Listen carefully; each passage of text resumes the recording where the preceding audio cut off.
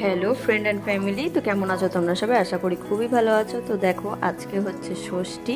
তো ষষ্ঠীর আমাদের অ্যারেঞ্জমেন্ট সব শুরু হয়ে গেছে।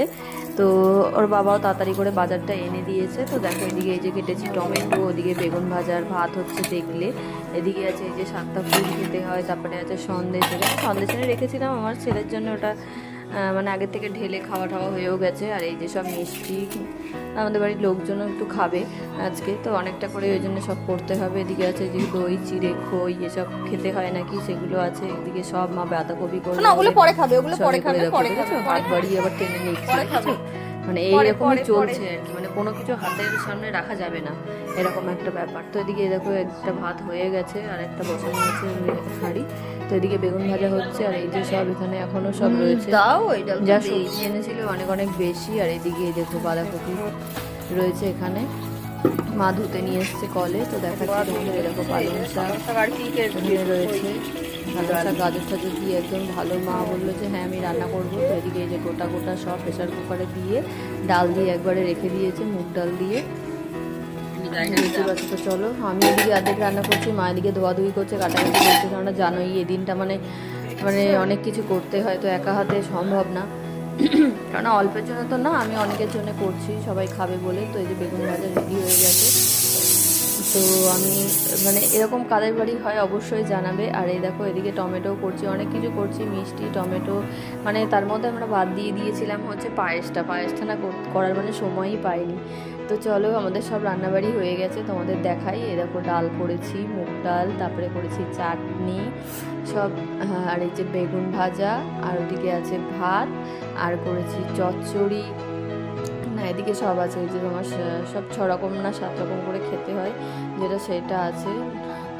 তো এই যে ডালের মধ্যে আমার ছেলে দেখো আবার কুল দিয়ে দিয়েছে, কুল খেতে হয়। ও থাকলে মানে সব উল্টোপাল্টা হয়ে যাবেই, মানে ওকে নিয়ে। আর এই যে খানিকটা মেখে রেখেছি, ওর বাবা আসলে দেবো তাই। মিষ্টিটা তো দেখেইছো, তো আর কি দেখাবো বলো, নলেন গুড়ের মিষ্টি। তো চলো আবার পরে দেখা হচ্ছে। তো এই যে আবার চলে এসেছি পরে খাওয়া দাওয়ার পাটে, কারণ স্নান টান করে পুজো টুজো দিয়ে নিলাম, দিয়ে এবার এরকম করে নাকি গঙ্গা জল ছেটাতে হয়, বাতাস করতে হয়, করে তারপরে নিয়ম। আমাদের এখানে অনেকে অনেক রকম নিয়ম করেছে। কেউ হচ্ছে এই দিন আমরা করেছি, তো এই দিন বিকেলবেলায় আমরা দুপুরবেলা ধরো যেটা খাওয়া দাওয়া করেছি, আর ওটা হচ্ছে তোমার ওরা করেছে হচ্ছে বিকেলবেলায় রান্না করছে, পরের দিন খাবে। তো আমিও ফোনে সেই মতোই দেখলাম যে হ্যাঁ সেরকমই নিয়ম, কিন্তু আমার মা বললো না এরকমভাবে হয়, অনেকে এরকম করে। তো এই যে থালায় দেখো খুব সুন্দর করে সাজিয়ে নিয়েছি, তারপরে দিয়ে হাওয়া দিচ্ছি। তো খুবই ভালো লাগছিল, এগুলো সত্যিই ভালো লাগে, আমাদের যে নিয়মগুলো সত্যিই ভালো লাগে। তো আমি ঠিকঠাকভাবে না জানি না, সেই জন্য আমি বলি মা তুমি চলে এসো, আমি তোমার সাথে একসাথে করব। আমি এইটা বলো, অশোক ষষ্ঠী বলো, যে কোনো ষষ্ঠী।